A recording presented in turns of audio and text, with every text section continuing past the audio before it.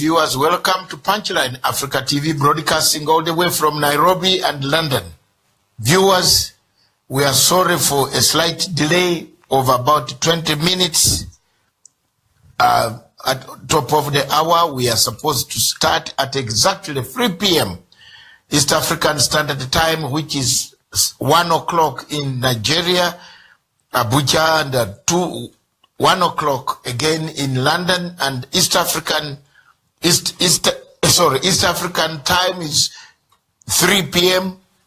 and in Eastern Europe, wherever you are in the mainland Europe, is just 2 o'clock, 20 minutes past 2 o'clock of top of the hour. Many Nigerians have asked us to contribute to this debate of through Punchline Africa TV. But what we want to do is, we are not here to disintegrate Africa. We are here to discuss and give solutions to the problems that are facing African continent. We have gone through a lengthy discussion about this debate on Biafra. We want to lay facts, background, with my panel, which will come in after my overview. For those who want to seek an independent state, we advise you that our role is to put facts. Your role is to face your government and ask them for a solution. Ours is to highlight the issues that have brought about this inequality that has led to people seeking different republics within a state that has been there since time memorial. As you know, that West African state was as a result of several empires, that the empire of Benin, Oyo, most of those empires that ran around that place, some went to Ashanti, Sokoto, some went to Cameroon, some went up in the Sahara. Nigeria is a blessed country, a country blessed by having the diamond, the gold, the black gold, which everybody in Africa wants to have. And unfortunately, is in few countries. Viewers, this program, therefore, will look at all those technicalities. What brought about this sharp conflict that again is resurrecting?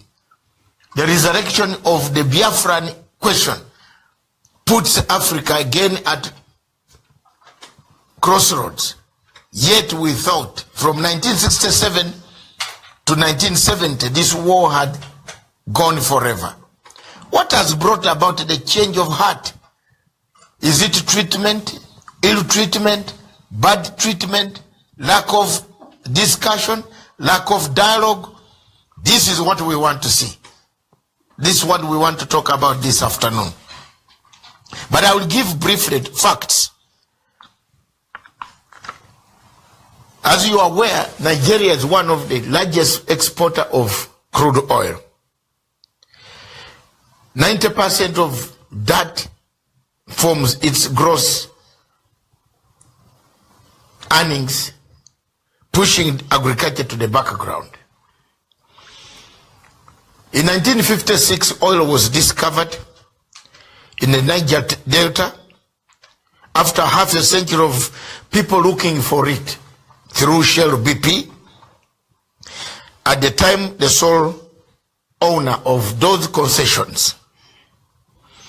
Shell BP, therefore, previously Shell D,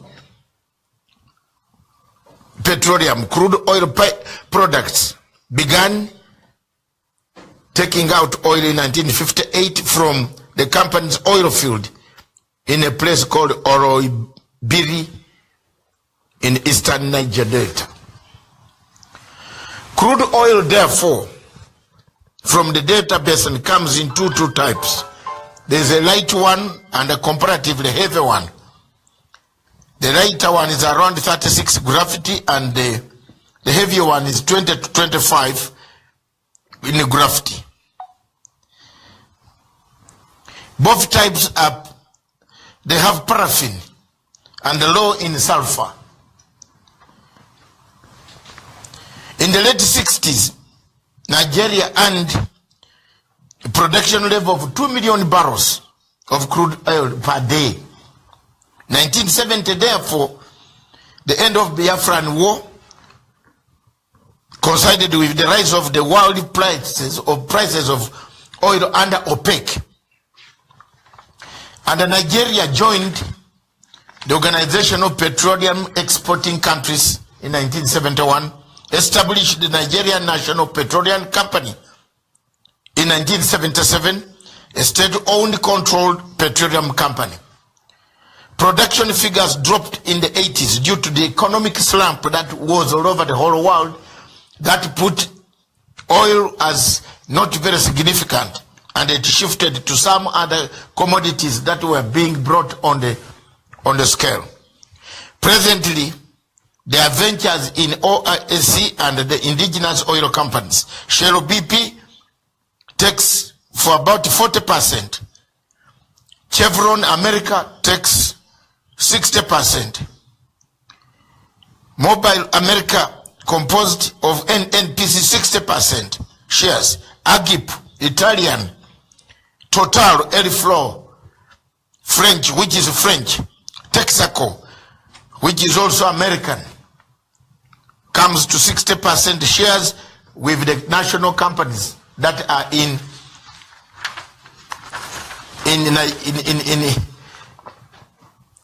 the Delta, the Niger Delta of Nigeria. Major events in the history of Nigerian oil and gas.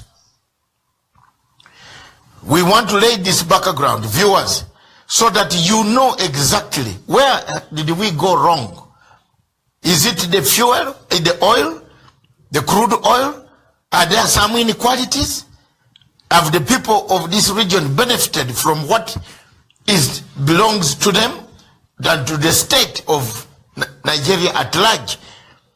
Remember, Nigeria is one of the few countries in Africa with a federal system of governance. 1908, the British colonial petroleum commenced operations. Shell D, 1938. 1955, Mobile Oil Corporation. 56, you see it has changed so many hands that people, natives, don't know which company to rely on, and that could also be a destabilizing factor in this oil production. But leaving all the data, the biggest problem has been multinational companies. The companies that have come to drill this oil, are they the cause, the main cause of the conflict that we see on the ground? Or is it the government that has neglected its own people, taken out the reserves, and never brought back the money? Is the money pumping itself in the people? Or it is another form of segregation that has cropped up, that was not oil? Those are issues that we want to look at with my panel. The biggest problem that we have now is agitation for independence. People want independence. Why now? And not all these years from 1970. Are there things that have changed? Are there factors on the ground that have changed, that have forced the people of Biafra to demand their independence? Those are the factors that I want viewers to know, that this is a very very difficult topic to balance. Because if we don't balance, most of our viewers are going to be on our necks. But we want you also to give us that ours is a role of to just give you a platform to say what you want to say about why has there not been a conflict since 1970 and it has just resurrected in 2017. Almost 37 years or 47 years past, yes. 47 years. 47. Yeah. 47 years, I think, 1970 to 1920. It's almost around there. Almost 57. You look at that. Why? If this fight was there in 1970, what has faced them today for people to demand? Is there somebody who has refused to listen to the demands of the people of Biafra? Is there a new element that has arrived within the body politic of Nigeria that has forced the Biafrans to repel? Yeah, of course, repelling or rebelling. So these are some of the things that we want to look at with my panel. Viewers, we are ready for you.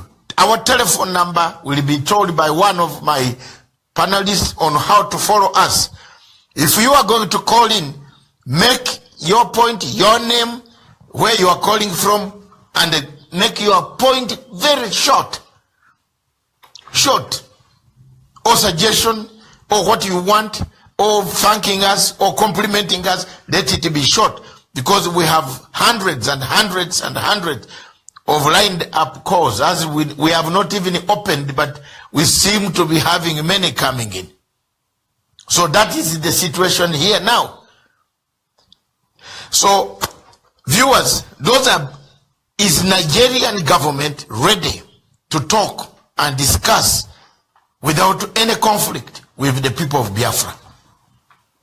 Former Presidents Obasanjo, former President Babangida, former President Jonathan, former presidents and former other generals.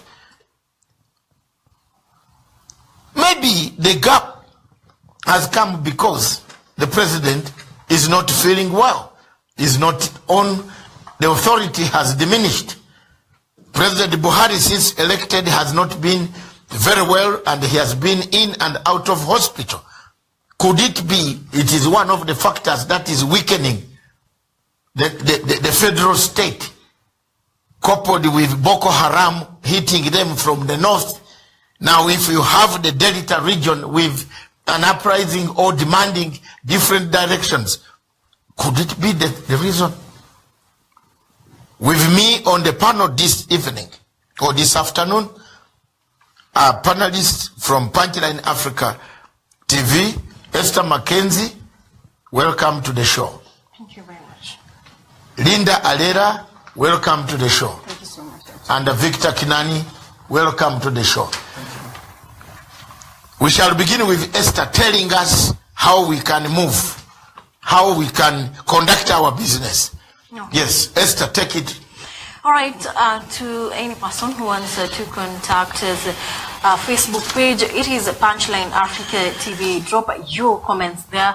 At Twitter is at Punchline Africa. You can also tweet us, or you can call on our hotline number. It is +254 795 638 145. It is scrolling at the bottom of your screen, and we'll be taking some of your calls as well as looking at some of your messages as we go through with the program. And I can see we have a caller already, Doctor. Yes, one caller. You take right. One caller has already. You are ready to go. Yes. +20. This is United States of America. Let's connect you to. Just hold the line, caller. Please be precise. Lower the volume of your television and talk to us. Yes, caller. Hello, my name is Joe, calling from Cairo. You are calling from Cairo, Egypt. Egypt, yes. Thank you. Your brief contribution to this topic. Yes, one of the reasons I'm a Nigerian by nationality. Yes. Okay. Yes, I've heard from the presenter said what is the issue on ground concerning the agitation. Yes. One of the things I want to mention here, the agitation has been there for quite some underground, which the government have been suppressing for quite some time. Okay. Okay. But for Nigerian state of government to move ahead on this issue, a mere referendum is quite unique for Nigeria to move ahead. Maybe if we that referendum between the whole region, I don't think Nigeria will go nowhere. Only by they say Nigeria is a giant of Africa by population, but some say it's by economy, some say it's by statistics. But I want to say, if Nigeria truly is the giant of Africa, why are the masses getting poor and why the richest still getting rich? The only reserve state is just a nation that has what it takes to feed the whole nation. But some certain set of government has been embezzling the resources of the country. So if Biafra decided to get their freedom, they have this is their right. Because if you look at this present government now, none of the region from the southeast is in power. None, apart from the Minister of Information. That is only one man that has been there, and that man is not the voice of the people. That's my own suggestion. Marginalization is your serious issue that has caused a lot of that has widened the gulf between the central government and the people of Biafra.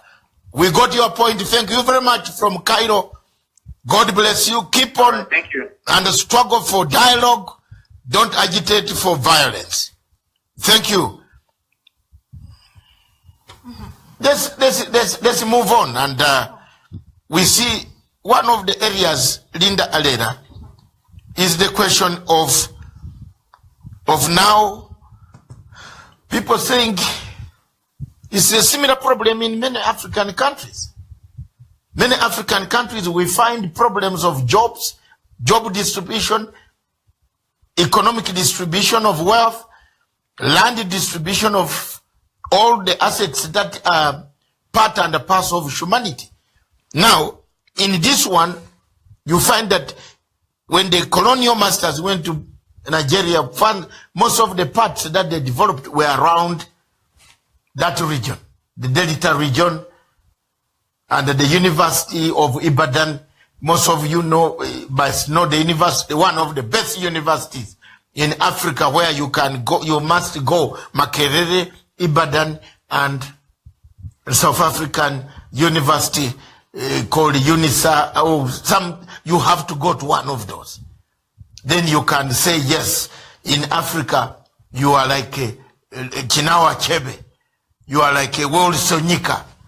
These are the gentlemen who hit the road. But things seem to have changed. What happened? Was it a colonial problem? Hold your fire, because we still have one caller, 258. Where are you calling from, and what is your message, your name, please? Thank you very much. This is Emmanuel, calling from capital city of Mozambique, that's Maputo. Maputo in Mozambique. Thank you very much. Yeah, your contribution. Okay, my contribution concerning what is going on in Nigeria. The problem that Nigeria is facing today is not just only the leaders. The problem in Nigeria is what English people call dual ideology. That's the problem Nigeria is facing. And I've never seen anywhere in the world where dual ideology can work, because the way these people reason is not the way these people reason. These people said Boko Haram, meaning that the Western education is forbidden. But these people are people who embrace Western education. And you people have come together to join these people, expecting them to live in peace.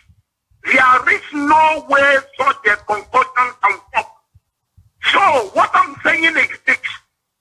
The problem in Nigeria will never ever stop until the day they learn to understand that Nigeria can never be one. Because Biafrans believe in God. And these people believe in whatever they believe. They believe in killing. Biafrans don't believe in killing. So if these people don't want to be with you people, they can kindly allow them to go. It's not by killing them when they come out to voice and they will kill them. When they come out to protest, they will kill them. And nobody is speaking about that. The only thing the international community is doing is let's be one. Let's think of peace. Let's Nigeria. It can't work. We are saying this. Give the Biafran the referendum they are asking for, so they can determine what their destiny will be. Very simple.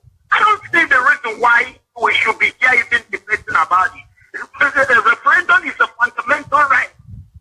If you don't want to be with your parents, you have the right to tell your parents, I don't want to be with you again. If a woman don't want to be with a husband, you have the right of divorcing. You can tell your husband if the marriage is not working. Okay, we got. With you, if you are treating me back, I'm not. Thank you very much. Belongs to me. Thank you very much. Thank you very much, Emmanuel from Maputo, a Nigerian living in Maputo. If the marriage is not working, call it a day. I think it therefore puts us in a very queer position as panelists. But we shall struggle to go through it.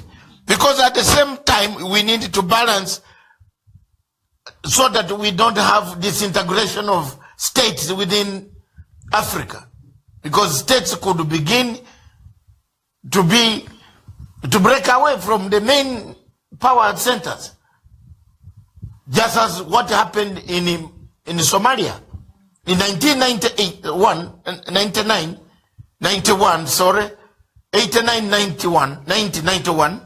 the Americans told Ziad Barre to balkanize the state, to put it into several divisions, devolution. What helped us, what killed us in Somalia is devolution.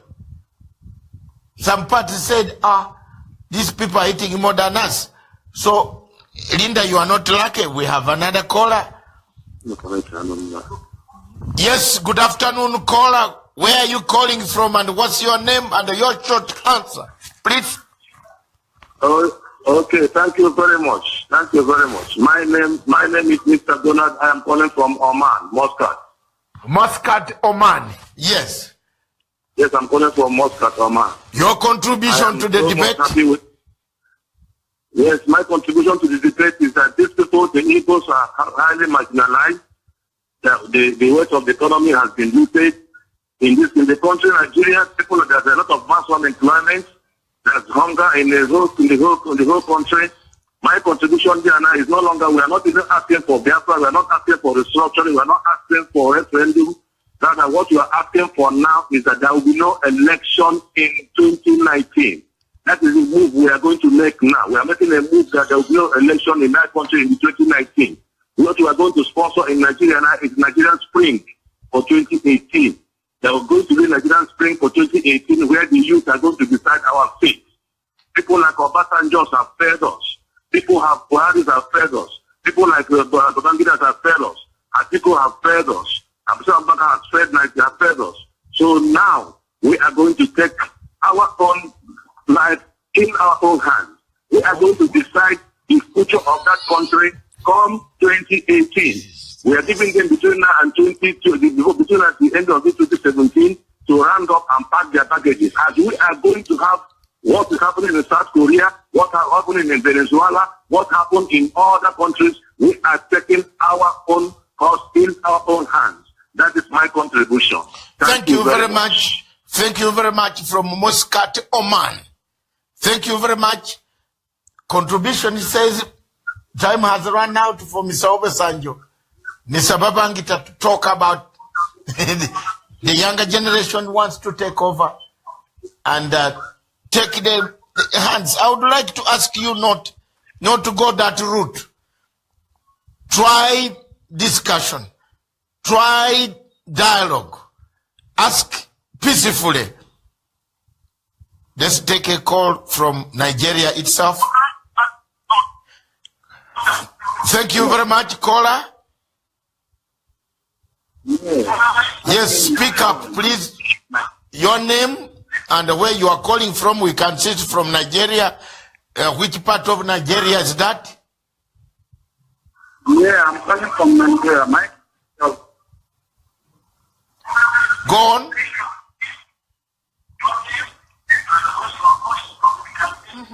Can you lower your radio, your television, please? Put down your television so that you can hear you. Okay, I'll Okay, now tell us, what is your name and the contribution? Yeah, my name is Kelvin. Okay. I am from Nigeria. Okay. In south. Okay. Yeah, the way these people are handling us, like, we need to break that from Nigeria. We don't belong to Nigeria. They are their plans. Okay.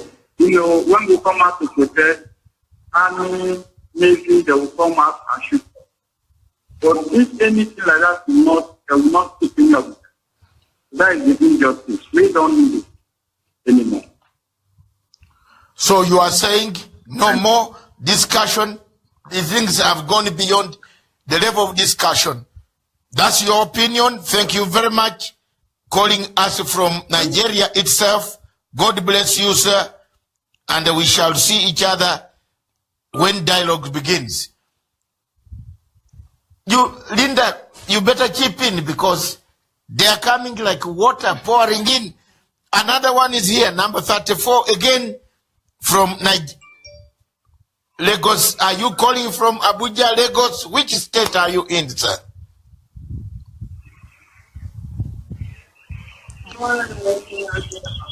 Hello, how are you? I'm calling from Lagos State. You are from the Lagos State. Lagos. Okay. Short contribution. Your name and the short contribution. I'm fine. My name is Igor. My name is Igor because I'm from Lagos, yeah. Okay. What I need from what you are discussing is I need referendum from both of the two parties. I need referendum. Referendum. Okay, we got you. We got your point. You made your point. You need a referendum. There is no more discussion. The only thing to sort you out and say is the referendum. Thank you. We got that one. Referendum. We are not taking down. We shall get a poll at the end of the day and give you the results. Linda, chip in quickly. Right. Dual ideology. I've never heard about this word. Dual ideology. You remember the person from Maputo? Yes, from Maputo. 49 from Germany. Yes, how are you in Germany? Yeah, I'm fine. Good afternoon. Good afternoon. How is the weather in Germany? Are you in Dulstorf, Frankfurt? Yeah, we are in summer. The weather is good. Where? Which city are you in Germany, sir? I'm calling from Mannheim in Germany. Oh, Mannheim is the great city of long glasses, where people drink beer with long glasses. Thank you very much. Thank you. Let's have your contribution. I hope you have not had a pint yet, but let's go on. Yes. You see, the problem in Nigeria is that yes, we are not one people. Okay. We are not one people. We are forced to stay together. And it's not working. The marriage is not working. It's sour. So now we need divorce. You might ask me, why is it so? 3.5 million to 6 million people were killed in the Biafra Nigerian war. And after that incident, the government of Nigeria have not learned from it. So we cannot continue. There was an election last 2 years, or when Buhari entered the office. Buhari came to a national television and he said that 95% of the people that voted him into power, and the other 5%, that he cannot treat them as the same people.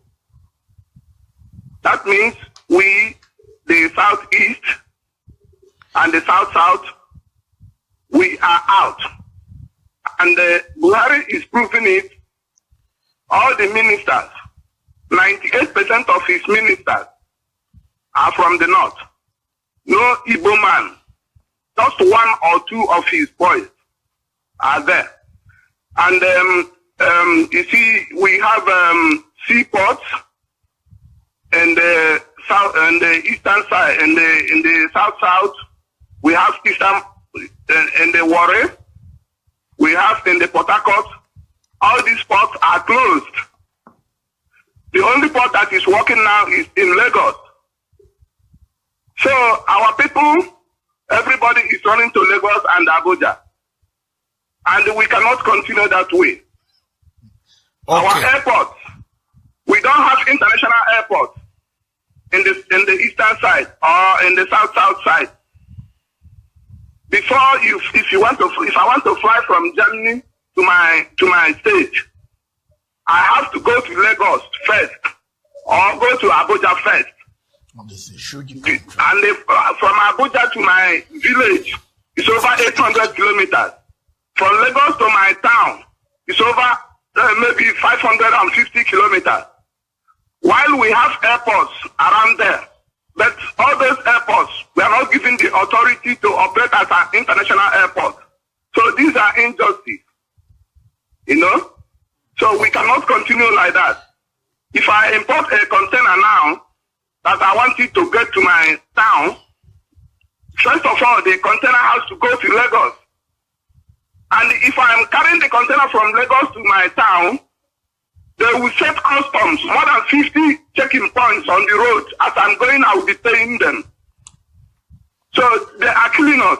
Okay. We are not in one country. Okay, thank you very much. And remember again that all Biafrans are Christians. 99.9% of Biafrans are Christians. And these people, they want to Islamize us by force. And we are saying no to that. Now, we are pleading and crying to the world that they should help us. We want to have a referendum. So, to decide if we are going out or if we are staying. And remember that Biafra we are talking about is over 55 million people. So, we must listen to them if they want to stay or they don't want to stay. So, myself, what I'm saying is that we cannot continue that way. Okay. Thank you very much. Thank you very much. From Germany, enjoy your beer, your glass of beer over the river Rhine. Is it? Thank you, sir. Oh, Rhine. Yes, Rhine. But, correct. Enjoy your glass of beer and have a good summer. We are also, the weather here is a bit chilly, but we shall go through it. And thank you very much. Oh my God, we have another caller from. We are also, the weather here is a bit chilly. All right, maybe. Yeah, go ahead, Linda. Chip in before these things become very difficult. I think, yeah, it's true that they call in because. Hello? Yeah, we seem to have a problem there. Okay. Yes, that they also chip in because, again, it's an issue that affects them directly. So we get to hear from them, and then we hope that we do. We have so many things, issues coming up. We have religion. We have religion. We have infrastructure. We have ideology. Can you chip in before this the guy comes in again? Of course, moving on forward, it looks like now they have already set their mind that there's this specific thing that the Nigerians The train has left the Yes. station. And now the question is, how possible is it for them to actually actualize their dream? And I'm looking at the approaches that they've come across with, aboard with. And the legal bit of it is the fact that indeed these people are fighting a legal battle in the sense that, if a people feel like marginalized, if a people feel like maybe their rights have been infringed, they have no options but to actually call for exit. So in this line, of course, that would give them an upper hand. Much as maybe the world would want to say that it's all right, we do not advocate for this separation. But of course, legally, they are supposed to fight for their rights, and they are justified actually in this case. And look at the question of numbers. Okay. Thank you very much. Thank you very much. Sorry. It's all right. Calling from London, your name and a short contribution, please. Hello. My name is Chibo. I'm calling from London. I'm from Biafra. Yeah. Okay. Your contribution, sir. Yeah, you see, Nigeria is not one. It was the British that came and amalgamated people that doesn't have the same value. You see, in Biafra land, Biafrans are Republican, they are Christians. In Hausa, they are feudal system. And in Yoruba, they are monarchy system. So, we are not one. There's no way that we are related. Nigerians treat Biafrans as slaves and conquered people. You see, that's why Boko Haram has been killing Biafrans and nobody has said anything. If you hear that Boko Haram killed anybody, those people are Biafrans. Okay, recently, Fulani herdsmen have been killing our people, going to villages, slaughtering people. Our people can't go to farm anymore because of Fulani herdsmen. They come in the night, they kill our people. Nobody says anything. The federal government doesn't say anything. The international community doesn't say anything. The British government doesn't say anything. BBC doesn't say anything. All they do is come out and lie against our people.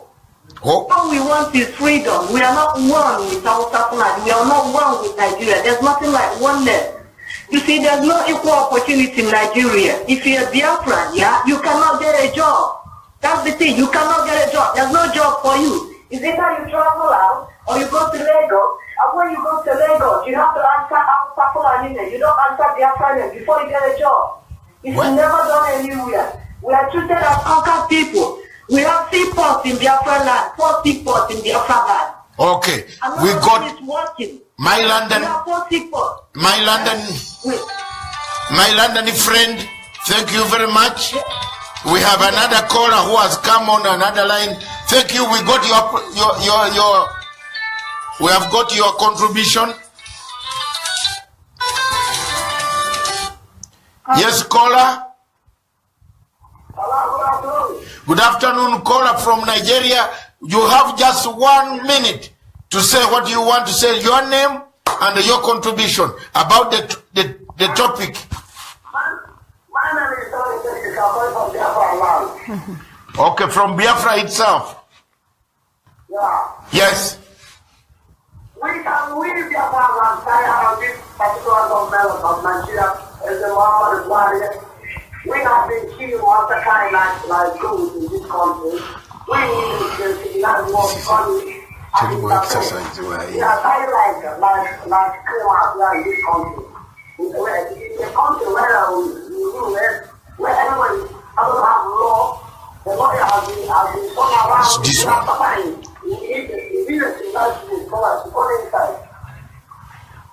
Okay. Thank you very much. We got your contribution. Thank you very much, sir. Okay. I think we have to look at the key issues that are coming out. One of them is the case of historical injustices. For too long, they feel like they have been, one part of the country has been segregated. And you have to, there's also the question of infrastructural development. They are mentioning, things to do with how land, they have 4 ports that have not been utilized. They have airports and airstrips that are not being used. Simply because, the government does not want to invest in infrastructure, roads, hospitals, and public amenities. So it's a pity that it has to get to that situation. And the sentiments coming are not so good for the case of national unity, and you have to pity, you know, something must be done quick. That is my say. I think it has put us, but we are a Pan-African station, and we can't hide against discussion of this topic, because this topic is going to come elsewhere. The BBC will take it and do it. In fact, the BBC could even call for a revolt, and or Al Jazeera, some of this will do it. But we being Africans who are faced with the same, I want to come back to Mackenzie before I allow more calls, because we need to discuss this. We as Africans in our own countries, we are also equally faced with some of these problems. But the problem in Nigeria now looks more acute than elsewhere. Some of our places in countries like Uganda, where I'm born, it was a tight thing in 1966 when kingdoms were abolished, and we brought up national unity, the code of conduct, the code of receiving jobs, the code of distribution of wealth. We did away with kingdoms and remained. Today we have only customary kingdoms that can teach us our behavior, our food, our culture, our, you know, and do a few things, sports and old days stories. Are we in the same place in most of the African countries? Because I see this playing elsewhere. Look in South Sudan, the Dinka versus the Nuer. It's a big war hammering each other down there. What is your take? Right. Of course, we have had a lot of callers, and when you look at what is happening in Nigeria, I think it is similar in what was happening in Cameroon. Remember the southern Cameroonians or the Amazonia who wanted to secede from the rest of the Cameroon, and they were citing the same reasons. They said they talked about the issue of marginalization. They said they felt that the government of Cameroon was neglecting them. It was not involving them. There was no equal distribution of resources. So it's the same thing in what is happening in Nigeria. And when you look at it keenly, someone would want to say Biafra or Biafran people having an independent country might not be actually a solution, or rather it could be a challenge. Because the rest of Nigeria also need these people of Biafra, because they also contribute to the unity and the economy of that country. So I think we should also look keenly and see what is the real problem in that country, because I'm almost sure that maybe seceding may not solve all the problems of the Biafra people. Right, I tend partly to agree, of course, with Esther Mackenzie that indeed we need to go to the root cause of this whole problem. But just to top up on the point that I was putting across initially is, moving forward, do we really see these people actualizing their dream? And of course, we say they are fighting a legal battle in the sense that they feel marginalized. And in that case, of course, you feel oppressed, you need to speak out to the people and tell them that, you know what, I feel oppressed for this, and for that reason, I think the best we can actually do is to find our way out. I think they have now called it the Biafra exit or something. Biafra exit. That's basically what they say. They want that, sincerely speaking. That's a very great point you are bringing in. Is this Brexit? Brexit. Is it the one that is telling the world what to do? What do you think? I'd not want to connect, but I think generally the people of Biafra have very valid concerns, historical injustices that have been there for too long, and it's like a festering wound that has, been eating into the flesh over and over, and nobody was willing to listen. In fact, the voices of dissent were being suppressed. The voices of reason, the voices that represented the people of Biafra were being suppressed, and now I think it's reached, as you say, the train has taken off. The train has taken off. Well, but triggered by before Britain was in the European Union, people kept quiet. Are we right to say, after Britain voted to get out of European Union, every state in Africa, especially the former colonial states of Britain, are saying, hello, why did you put us together? now you have also left. Do you have any moral obligation to tell us to stay in one state when you have left Europe? Yes, viewers, that is what is happening. Because if you look at the millions of people calling in now and watching, who are watching wherever they are Biafrans. And most of them are Nigerians from Biafra who are saying, we have had enough. And this is the first place where the white settler stepped. The book of things fall apart was written under the contest, the Okonko, the Obierika. You see, that is under that domain. And this is turning up today when Britain last year voted to go home, to go its wrong. And then there is another country that followed. The others were threatening to follow. In France, we have a problem where Le Pen and her party, they don't want to see some people from North Africa at all. They want them to go home. Yes, nationalism. Can we therefore conclude that ultra-nationalism has sprung beyond nationalism that coined states in Africa? Discuss.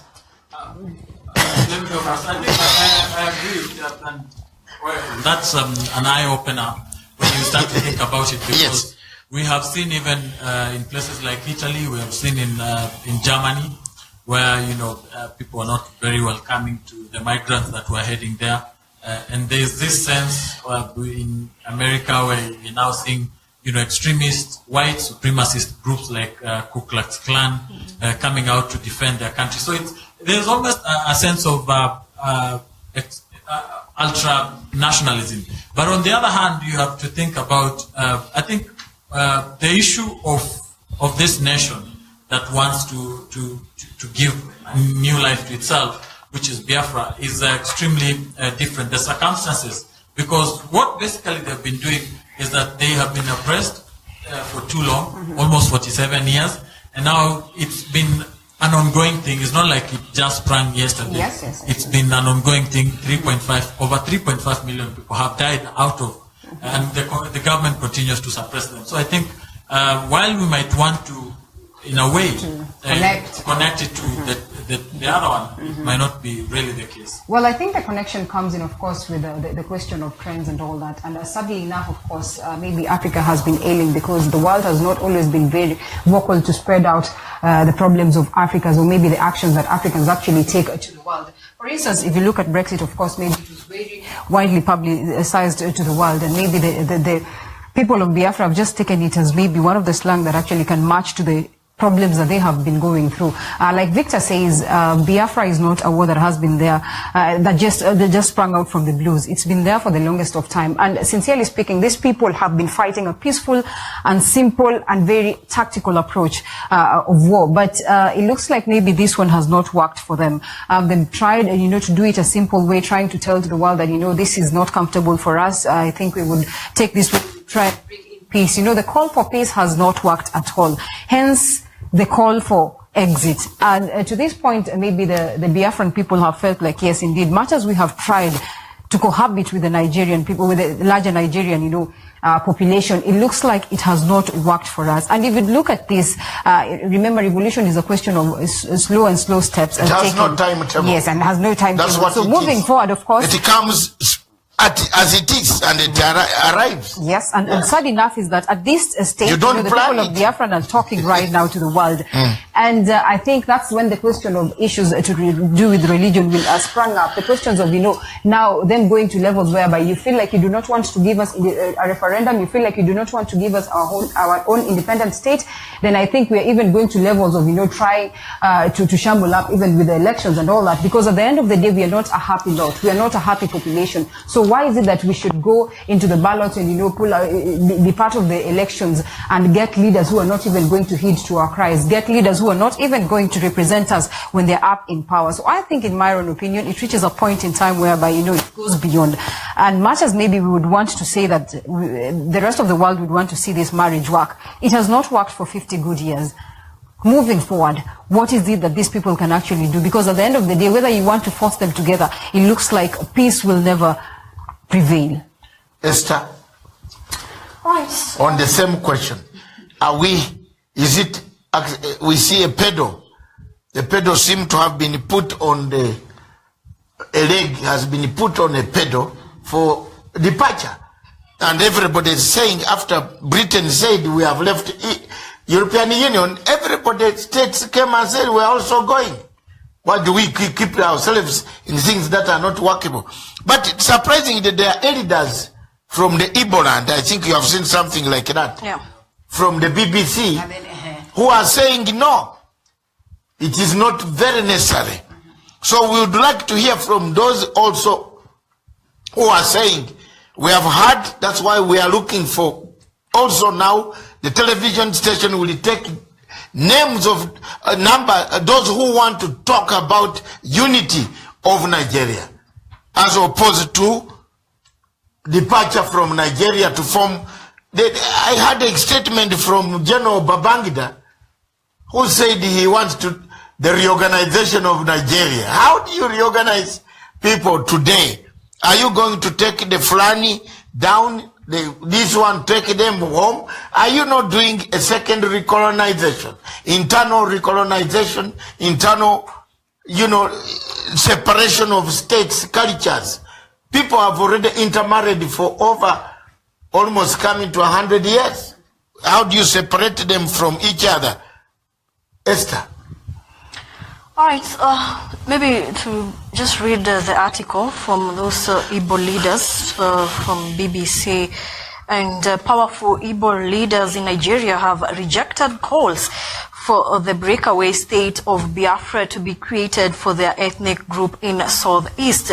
Their intervention is seen as an attempt to diffuse escalating tensions between rival communities in Nigeria. However, a pro-secessionist group says it will press ahead with its campaign. Security forces have killed at least 150 people since August 2015 to quell pro-independence protest. That is according to Amnesty International.